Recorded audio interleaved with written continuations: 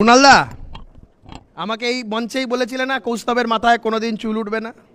তুমি নেড়া নেড়ু দেখেছো? একদম তোমার চুল উঠবে কবে? আমার চুলও উঠলো, আর আমার চুল উঠতে উঠতে তৃণমূলটাই উঠে গেল। আমার এমন চুল উঠলো তৃণমূলই উঠে গেল। এইখানেই বসে বলেছিল, সম্ভবত কুণালদা এই দিকে ছিল আর আমি ওই দিকে ছিলাম। বলছে কোচ সেদিনকে আবার পাগড়ি পরে এসেছিলে না?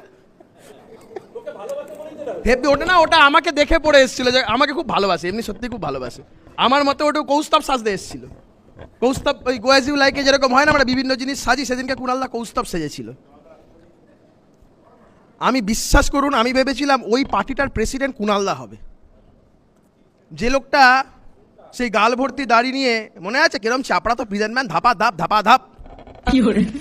মমতা বন্দ্যোপাধ্যায় যার রাজ্যসভা জীবনের 6 বছরের মধ্যে 3 বছর খেয়ে নিয়েছে, মানে জেলে পাঠিয়ে, সেই লোকটা আজকে মমতা বন্দ্যোপাধ্যায়ের সাথে।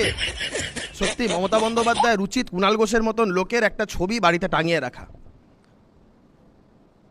মমতা বন্দ্যোপাধ্যায়ের সাথে যারা ভাগ বাটোয়ারা করে খেলেন, এই 25-75-এর হিসাব টিসাব খেলেন, কুণালদা খেয়েছে কি না খেয়েছে সেটা কুণালদা ভালো বলতে পারবে, আমি ওই সময়ের মধ্যে যাব না।